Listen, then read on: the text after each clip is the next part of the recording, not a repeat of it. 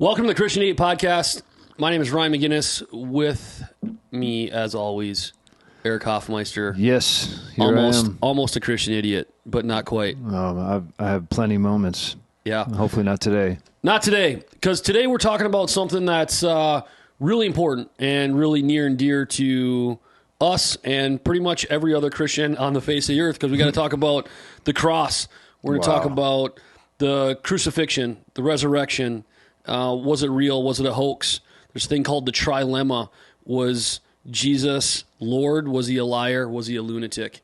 And there's some of the things that people have heard before, but really important things for us to wrestle with, speaking to the Christians, and then speaking to other people that aren't. And maybe you're an atheist, agnostic, and this is things that you've been wrestling with or maybe know about or don't know about. I think it's great from everybody across the board, because what it does, especially with the trilemma, is it forces us to make a decision. You know, one of the things that I wanted to start off with before we jump into like the cross, more of like the crucifixion and the resurrection, and we'll talk a little bit about some of the wild theories that people have about each. I think we'll touch on the why did it need to be the way it was? Like, why did he actually have to go on the cross? Why did it need to be so brutal? Why did it have to happen that exact way? In this particular podcast, we'll go into some things a little more in depth that we believe are a little more pertinent to this conversation, and then in the future, we'll talk about other things. Wrath of God. Does it all come down to this cross? We're probably not going to get into that very much. And even on the trilemma, I think it's just something that we touch on because it's important. It's huge. Because from there, you have to make a decision. Because if you call him Lord, okay, you have to respond to that. You have to make a decision. Yeah. If you call him a liar or a lunatic, I guess you're making another decision. And there was something that I wanted to... well, I guess I won't read it, because sometimes it can get really boring, especially hearing me read. My daughter tells me that all the time. I love the story, Dad, but you're Can reading... you not read it? Can we have Mommy do that? Is there an audiobook we can sit and listen to together? Because, hey, so and then real quick, the last pod, right? We laid that foundation of the historical thing, so we're probably not going to get into much of that, like in terms of like, okay, historically, was Jesus real? We've done that. We laid out some of the evidence and the weight of that. And now here we're getting into more of like, okay, let's get into the cross and the crucifixion. Yeah. This would basically be like a part 2 and a part 3 almost to that. So if you didn't check that out, go check that pod out on the history of Jesus, because, yeah, man, did that guy even, was he real? Did he even, did he walk around? But there's this thing that C.S. Lewis talks about, and we hear so many people say, well, it seemed like Jesus was a good man, like he was a moral man that walked around on earth. And one of the points that he makes is you can't say that. You can't say that Jesus was just this good moral person. And a lot of people will be like, well, why can't you do that? And that's why he's either a Lord, liar, or lunatic in that trilemma, is that if he is who he says he is, okay, well, that's a whole separate thing that we need to talk about. But he can't be a good person. Like, he can't just be this good modern-day person, because then he would be a colossal liar, right? Yeah. His whole ministry and everything he preached to everybody would be a lie. Now, if he was a devout Jewish man, we know that, keeping the law up to that point was a really big deal. Well, for sure the 10 Commandments he knew, and one of those is thou shalt not bear false witness. Don't lie. Yep, don't lie. So you would be a colossal liar. I mean, look at some of the things he said. If you lust after a woman in your heart, you've committed adultery. Or if you lust after a woman, you've committed adultery in your heart. If you have, hate towards a man, you've committed murder in your heart. Those type. Like, he had some pretty strict things that he really pierced through radical, us. So all of that would have been a lie. And so you couldn't call him a moral person at that point. And then at that point, then you step into like crazy man, like, right? Like, the messianic claims. I mean, so I think that's the whole thing too. Is that before we get into that, can I read the C.S. Lewis thing, because this is really good. I'm going to read it real quick. Hold on a second. You good? No. Why not? Because I just said I'm not going to read it, and then all of a sudden you want to step in and go, well, I don't know if it's the same part. I can do it better than Ryan can. So if he's going to pass on it, then I'm just going to jump in. Well, that's how this is going to go. I'm going to try to do with the accent and everything. So it's going to sound really good if I do an Irish it. accent? Yeah, Irish. Oh, I'm trying here to prevent anyone saying that.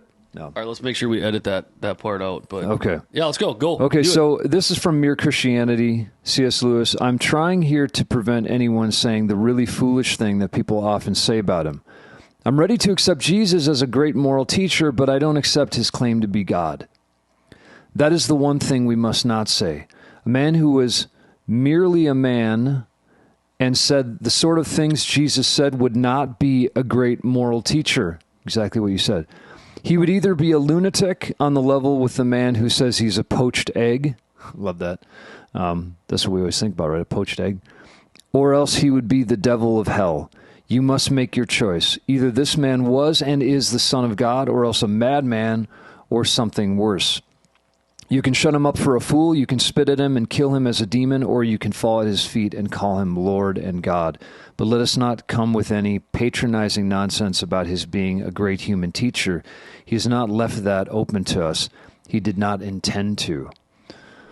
So that whole thing of saying, well, Jesus said a lot of great things, and so I'll listen to this Jesus guy because he talked about love and love your neighbor as yourself, and these are good things, and look after the orphans and the widows, and pay attention and feed the hungry and do all these wonderful things that he declared and talked about. That's really great. I love that. But then do you know what else he said? Like, he also talked about the fact that if you destroy this temple, I'll rebuild it in 3 days. And people were thought, hey, what are you talking about? And he was saying, like, well, number one, I could do that right now. The literal stone temple, if you knock it down, I can have it built back up in 3 days. But he was talking about his body. He was starting to allude to his resurrection. He said over and over again, he would say, make messianic claims and reference scripture, what we know as the Old Testament, over and over again, and then put himself as the fulfillment of those prophecies. Like crazy stuff. If you didn't believe that he was who he was. He would have, at minimum, you'd be like, wow, this guy, he's a little bit of a megalomaniacal figure, and he's a little bit of a God complex, and he's but yeah, we'll let that slide, Jesus, because you heal people and you preach love, and you're helping out, the poor and the destitute among us, and all that sort of thing. So we'll give you a pass on some of the crazy stuff, and maybe we'll just talk to you about that later, and we'll get that worked out somehow. But no, you don't get that with him. He's like, if you really look at what he said radical, out there, revolutionary statements, including about his very own identity. And then he also preached incredible, all-surpassing love and compassion, and embodied that by washing his disciples' feet, and all these particular things over and over again. So you can't, you'd have to cherry pick what you want with him. Yeah. But we can't, we're not afforded that. We can't do that unless we start to do things like what the Jesus Seminar and other movements have done, where they took out big, giant chunks of things that made them uncomfortable. Or like do things like Thomas Jefferson did when he came up with his own Bible and stripped Jesus of his divinity by cutting out all of the things like that virgin birth and the resurrection and all that sort of thing to make himself more comfortable. Like, we can do that. You can play that game, but you're not really given that option with this. And so that's where the trilemma, Lord, he's either lying about something here, and how can I believe him on anything else if he's claiming to be Son of God and all these particular things? I don't like that part, but I like this part. Right. Then we have to say, well, he's a liar. Or we have to say, oh, he's just out of his head. And C.S. Lewis put the poached egg thing in there. I love. He's like, okay, he's just out of his head. Maybe he's possessed by a demon. That's what they were claiming too. Like, he was hurled insults and all kinds of things during his time where they would say this guy's possessed. Or, wait a second, maybe he is exactly who he is, and all these things attest to that. And if that's the case, then here we are with the Lord of life himself. And then it's like, whoa. Because this Jesus guy's not going away. He's not going anywhere. He's had more influence over history than anybody ever, and we can't get away from him. We can't get away from him. It's wild. Like when I go back to that thing that I sent you, maybe now it's my turn to read something. Please. No. But like on your last point is like all of these things. I think that's one of the things that we never consider, because we're always like obviously in the last podcast we talked about the history and how absurd it is not to believe that Jesus was a guy that actually walked the earth and did the things that he said, and not even from a biblical standpoint. We used a ton of references from just from historians, and then now you kind of look at this thing of what you're just saying is, how does a guy that would be a liar or a lunatic in this trilemma, he wouldn't make it this long. He wouldn't make it this far. Think of all the great men in history. I think, you'd mention Plato, or if like we look at Socrates, or we look at Aristotle, any of these guys, these great thinkers that did a lot in their time. Yep. Or if you look at, you can even go to like Da Vinci or Ben Franklin. I'm just thinking of people that have done a lot. Edison, great inventors that have helped out mankind, whether from their inventions or maybe just some of them from who they were. We don't have any of this. No one's talking about them in the way that they're talking about this one guy, this one Jesus. And, I think we're too flippant in our response. And I think that's where we really have to challenge people to like get below the surface. Because, modern day, we can find anything that supports what we want to believe. Right. As ridiculous as it is. There's something on the internet that'll tell you that everything that we just read in our last podcast was probably some kind of rebuttal to it that's outlandish, and people will go, "See, this happened." So sure. But I love how James Kennedy, and I'm not going to read the whole thing.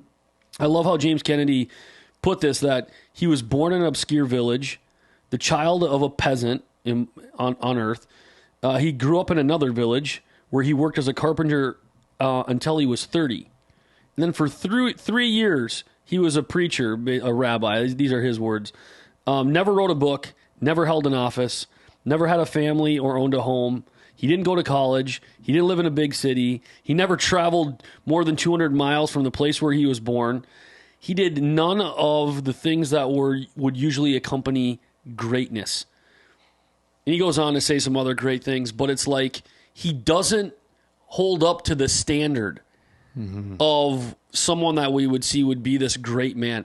And just how this guy wrote this gives me so much hope. Yeah. Like, you know what I mean? Like, if you're really a person that doesn't have like all the credentials in the world that you're being told that you need to have, right? Like, you have to go to school and get straight A's. You need to be great at sports. You have to have your thing, whether that's creative or it's music or it's something.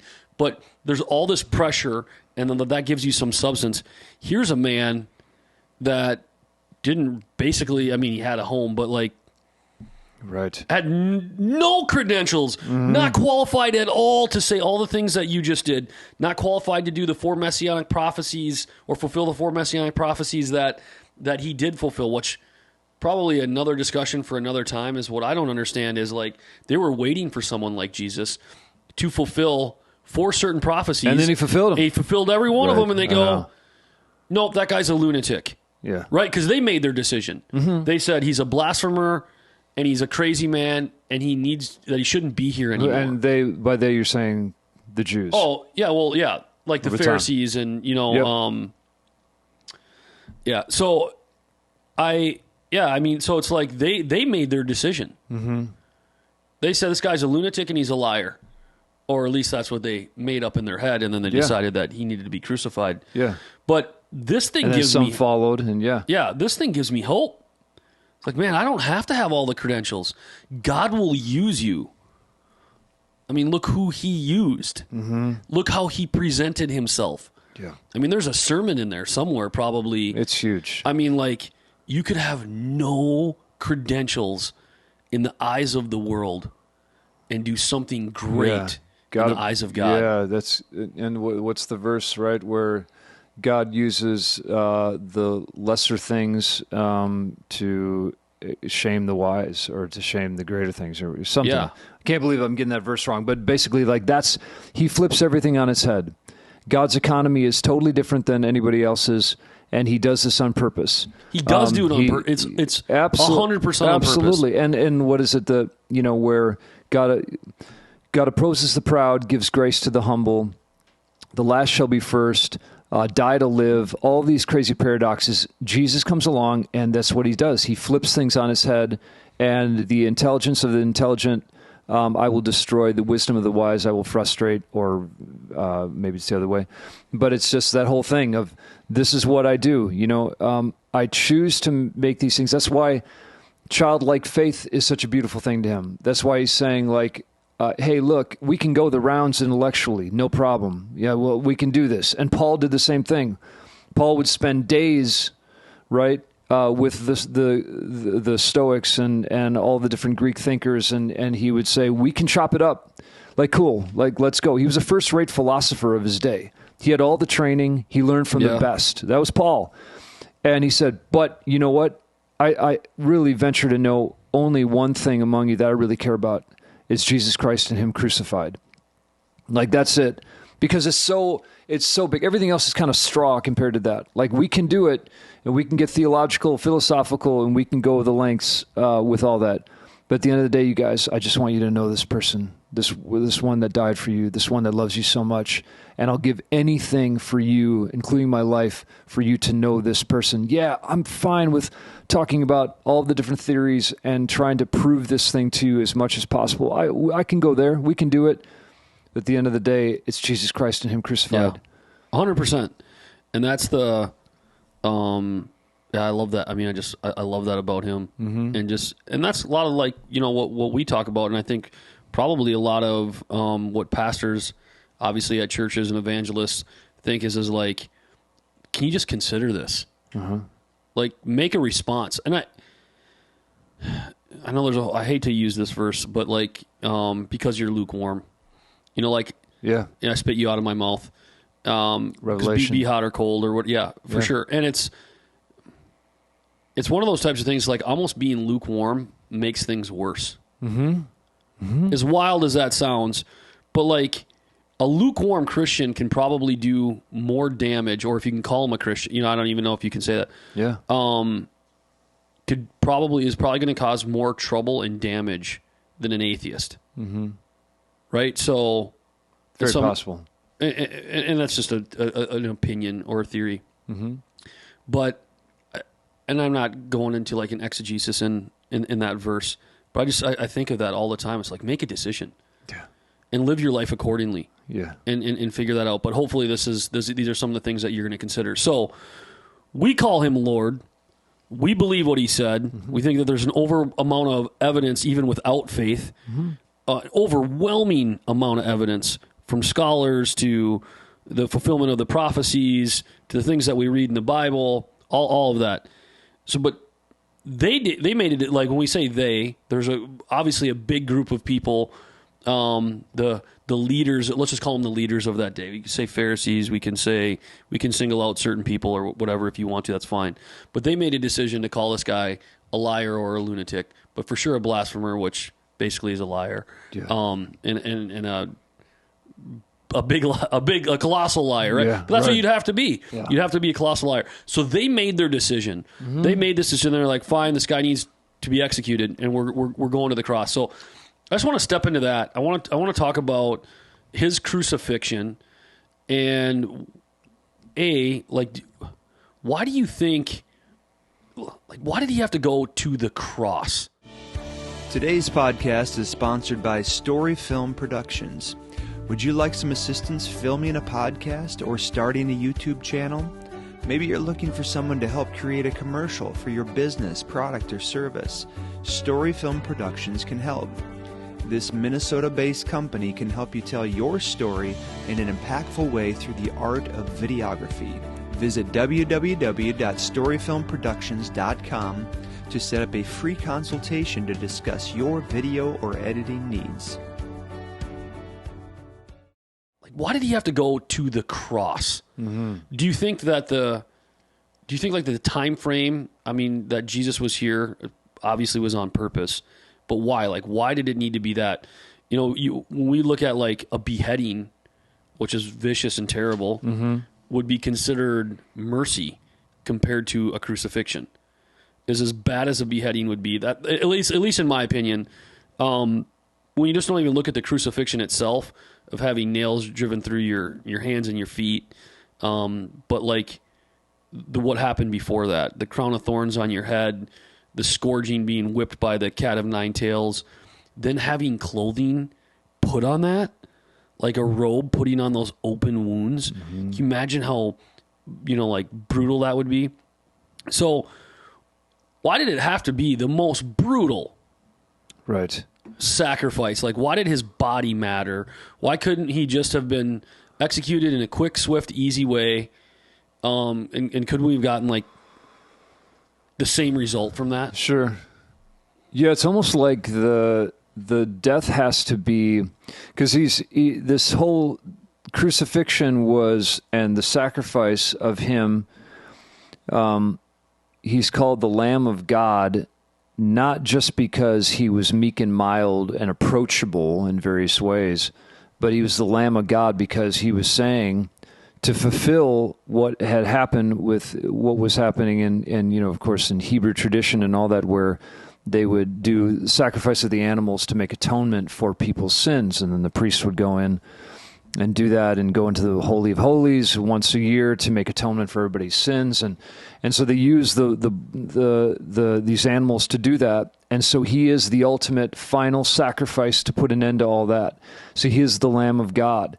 So there's the sacrifice that needs to happen, the death, but then it goes further in saying, and there's a lot to that, but that severity of it and the excruciating death that he went to, we get excruciating from crucifix, from cross. That word, actually, excruciating, came from that. And the fact that you go up on a cross and not only have you been, as you said, you've been gone through the scourging and everything else all the way up to that point, and then you're absolutely brutalized. You're hanging there, and then you're probably going to die from asphyxiation, and you keep trying to move yourself up on the cross. I mean, there's all kinds of descriptions of what it was like to die on a cross that you can read that are just brutal, viscerally intense and all that. So you're trying to get air in your lungs. You're going through hypothermia. You have birds and such that are coming in and trying to feast on you. There's all kinds of horrific things. You're incurring the shame of all the people around you. You're naked. So Jesus was naked. He didn't have a loincloth or something over him. He was naked on the cross. He went through the shame. It's such a brutal way to go that I think it's when they talk about the different ways that people were tortured and treated, and criminals were treated, there was arguably no more exquisite torture and worse than the cross. Maybe we could look at, no, have you ever considered this one? And, in the Middle Ages was pretty bad too. The one where they stretched people out on that one, okay, well, maybe. But this one was really, really bad. And how long it took for people to finally die on it. So it's almost like when he made atonement, when he was the ultimate lamb, the sacrifice to end all sacrifices, providing the way in to the Father, providing a way to God like never before by bearing the penalty of the sins of the whole world, past, present, and future sins of Ryan McGinnis and Erich Hofmeister and everybody else. It had to be something that everybody would witness and realize was really, really bad, really severe. So he picked a Roman cross. And they're Babylonians and such before them that they believe had come up with the cross before that, and then Romans kind of appropriated it and maybe even made it worse. So Romans didn't come up with it, but it was still like it was well known, and they would only for special criminals use this particular thing. So Jesus, they picked that. God picked that as like, okay, and it has to be that severe, and it points to something. Then I think the more we recognize the severity of it, it's like, whoa, this sin thing is no joke. Like the sin thing is like, people don't want to hear about that. They don't want to hear, like, in this day and age, we want to think like, nah, I'm good. I'm basically a good person. It's like sin. Do people really still believe that old stuff about sin? And like, like really, are we still talking about that? I remember that when I was going to, whatever, Catholic school back in the day, or growing up in church as a Lutheran, or like, well, sure, we learned about sin, but do people actually take that seriously anymore? No, they don't, do they? And yet God still does, and says, no, it's that big a deal. Like, it's a big separator, and I'm about to cross that divide. But man, it's not even. I didn't think that we were really going to go down this. I don't mean to. It's like one of those types of things. It's like the whole sin thing is. It's for now and for later. That's what I don't think people understand. Is like that. It's for like when you're here, when you're walking on earth, like God, it's like if anybody out there is a father or a mother, you want to give your children blueprints for being successful. Mm-hmm. Like, hey, we've been around long enough. We know a little bit of the ways of the world and how it works. It's definitely not perfect. And this is how you want to navigate certain things in life. You want to do this. You don't want to do that. This road leads to destruction. This road, this is the right path. And, we can talk to them about discipline and all these things. Now, it's the same thing that God's doing to us as Abba Father, saying, listen, I created you. I know a couple things that you don't know. Mm-hmm. I've been around the block a few times. And so not only does this sin separate us from eternity, but your life, regardless of how great you think it is, and you're a millionaire, you own several businesses, you have all kinds of houses, your body count's really high, you can get girls or guys at the drop of a hat, you're famous, people know you, and you think you have it all figured out. But inside, the further and further you go down those roads, your character starts to come into question. Yeah. At some point, you start to go, man, the only thing look at all the wealthy people right now that are talking about, like, all the cars and the money and that stuff that doesn't matter. Like, they call, like, the path of the wealthy man is no car, and then let's just say, like, a Toyota Corolla, then a Land Rover, then a Ferrari, and then no car. Because they come to the realization that the car never mattered. Mm-hmm. It just becomes a car. Right. And so it's like God's given us this playbook of, like, live a life that is worth living outside the material gain or the power or the recognition or any of these types of things. Because ultimately they'll lead to destruction here on earth. Yeah. And they'll separate us for eternity. Yeah. So you have this thing, this like basically this blueprint that God's saying, like, get your stuff together here, and then let's spend eternity together here. Yeah. Store up for yourself treasures in heaven where moth and rust do not destroy. Wrath, yeah. It'll get Beware you. Of wrath. Where moth and rust do not destroy, and then for where your treasure is, there your heart will be as well. So, like, where is your heart? Because it so matters to check ourselves daily. Where is my heart? Yeah. And as you said, there's no hearse that's pulling a U-Haul. It's like you're not taking any of that with you, and all the stat. And matter of fact, your name won't even be remembered in 2 to 3 generations. Oh, maybe one. And maybe now with 23andMe and all that sort of thing, they'll find it or whatever. But it won't even matter. 100% 2 generations from being forgotten. Okay, yep, and nobody's going to really care. Nope. And if you end up being a historical figure that had some kind of big impact, guess what? When you're dead and gone, you won't be able to enjoy it anyway. The thing is that there is something beyond this life, and when the crucifixion happened, it wasn't just a symbol of love, and it was certainly that, but it was something so massive that says the curtain gets torn, and a way is made where now I'm the ultimate, back to what we were talking about originally. I am the Lamb of God, the final sacrifice, the ultimate one. I am the fulfillment of that. I am also the last priest in the order of Melchizedek. So no more priests after me, which would be another interesting discussion, how we can have any denominations that have priests, because apparently we don't need them anymore. Pastors, that's a different thing. Okay, so, whoa, he's a fulfillment of all of these things. Yeah. I guess it's a really big deal. Pay attention. Like, oh, all right, I am. What? Why? Because sin and what that does and the separation that happens and the kind of death that he had to endure is trying to point to the severity and magnitude of just how deep separation and sin and darkness goes. And what kind of formidable enemy you have in Satan, who might not just be, someone we put on the side of a Dirt Devil vacuum, ha ha ha, or a Halloween costume.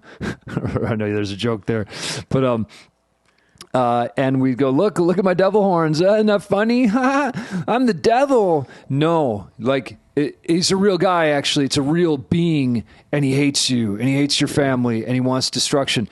Jesus was also saying, I also defeat him. I defeat death. I defeat.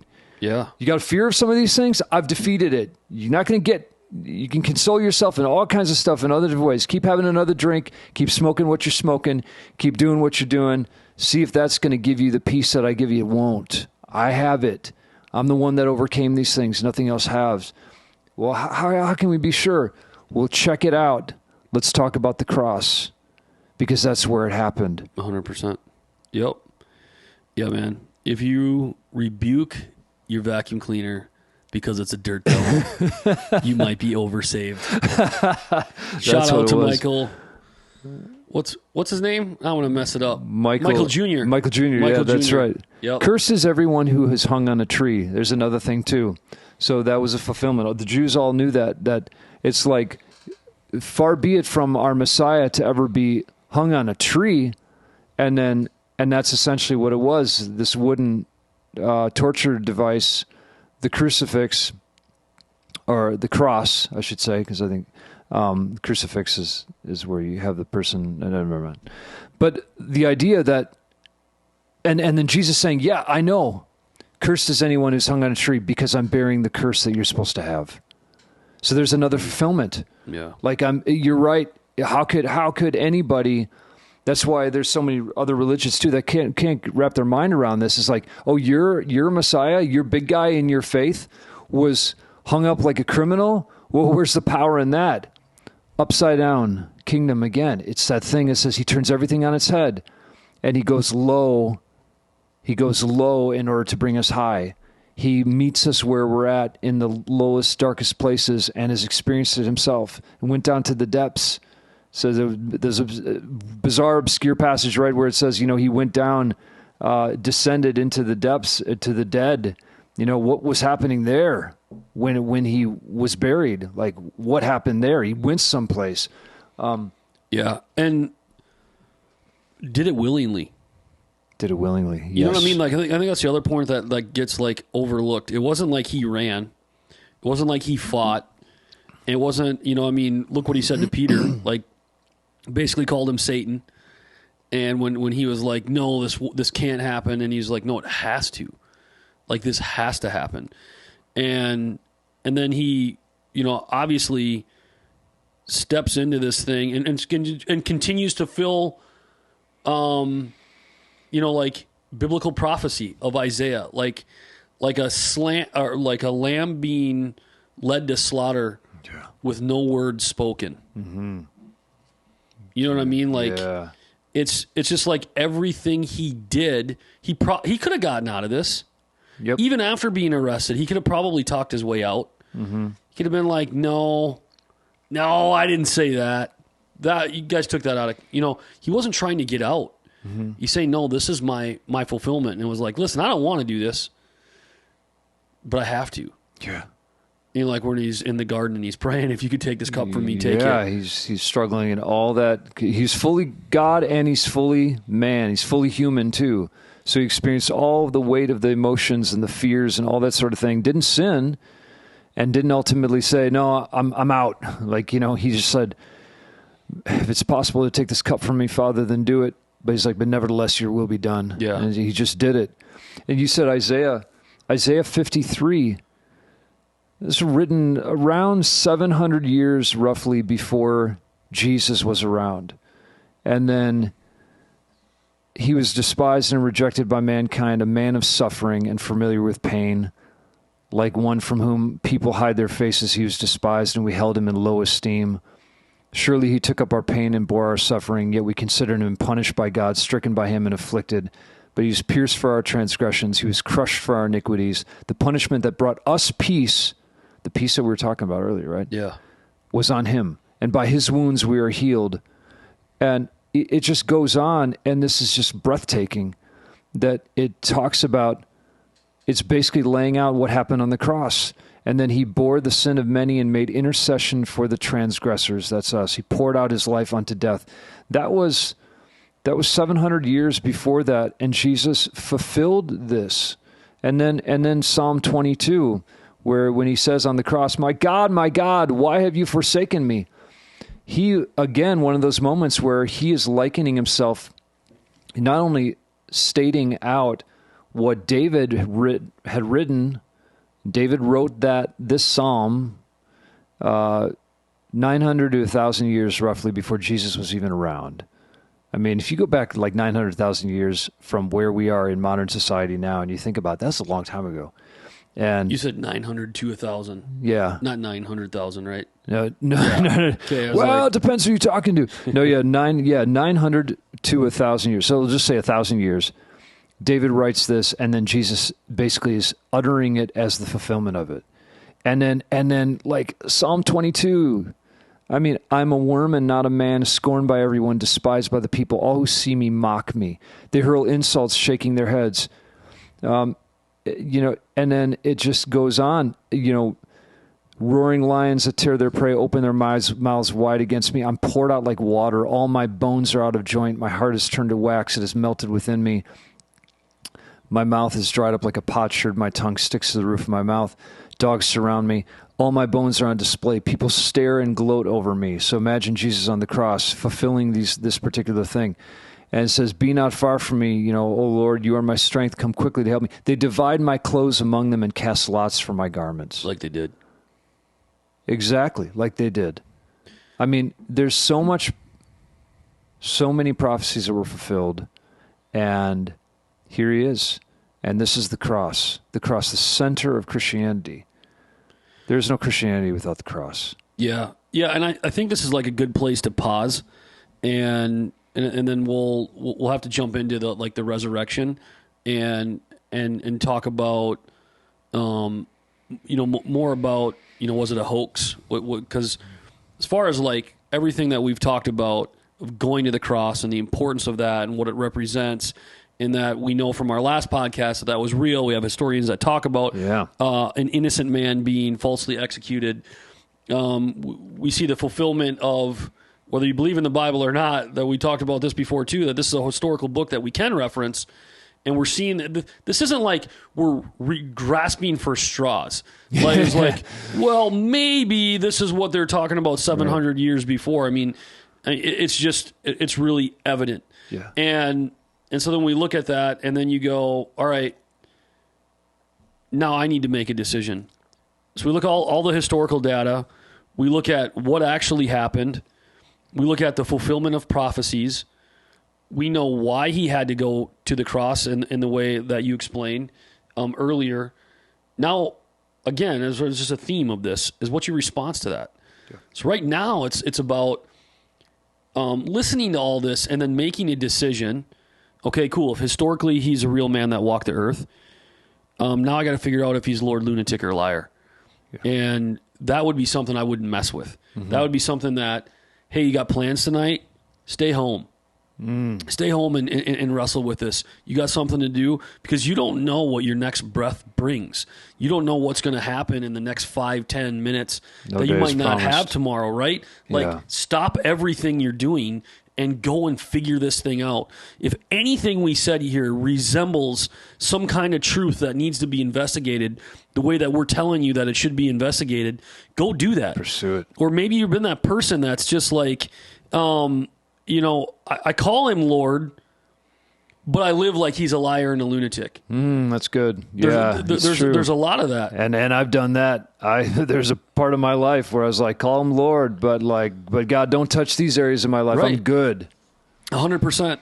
And so the beauty and the grace and the forgiveness and the mercy of God is for that. But don't wait till tomorrow. Don't wait to go to church on Easter. Don't wait to go to church on Sunday. That's good. Figure this out now. And if you are calling him Lord, what's your response to calling him Lord? Like, look at the cross. And we didn't even get into the resurrection yet, and we will. And we'll talk about that and just continue to show you more and more evidence about that this wasn't a hoax. Mm-hmm. This wasn't just this thing to continue to live on the name of Jesus. Mm-hmm. And we'll talk more about that. So now you just got to figure out what your response is. What are you going to call him? And how does your life feel based on that response? I just want to end with this one thing. There's a guy, there's two people, and I can't remember their names. And if I remember their names, I'd mess it up anyway. There you go. One was a Christian, one was an atheist. I think this was like in the early, maybe it was early 1900s, late 1800s. And the atheist wanted to challenge, maybe you know who these people are. The atheist wanted to challenge the Christian on just like God and like some of the stuff that we're talking about now. And the Christian goes, I will debate you. That's no problem. This is what I want you to do. These are the stipulations to our debate. I want you to bring 100 people to our debate that would say that their lives are better based on the atheist theology, that everything in their life is different and better because of it. Mm-hmm.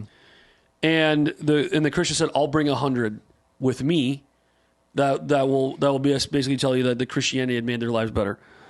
So they went back and forth, and the guy goes, I can't bring 100. He goes, no problem. I'll still bring my 100 because I have them. I've got more than 100, but I'll bring my 100 that can tell you the difference. Just bring 50. Couldn't do it. Mm-hmm. Can't do 50. Okay, got it. You can't do 50. Bring 20. I'll still bring my 100. You just bring 20 people with you that can tell you that their lives are better based on this belief. Well, it comes down to it. He goes, just bring one. Right? You got to have at least like a quote-unquote disciple or a follower or someone that could say that their life is better based on your beliefs. Mm-hmm. He pulled out of the debate. Wow. Because he couldn't bring even one person with him to tell him that their lives are better because of it. Now, Christianity just isn't about making our lives better. That's not what. In fact, you have great suffering comes with a lot of it. But the one thing that I think that we should leave people with is as you're making this decision and the trilemma, one of the things that you should look at is what does your life look like when you follow Jesus, to what does your life look like if you call him Lord and lunatic? And just look at here on this earthly life, and then think about your eternal ramifications as well. Ramifications, or however you'd want to put it. Right. Hopefully, this is enough to get people to dive in a little bit deeper to start to understand that. So.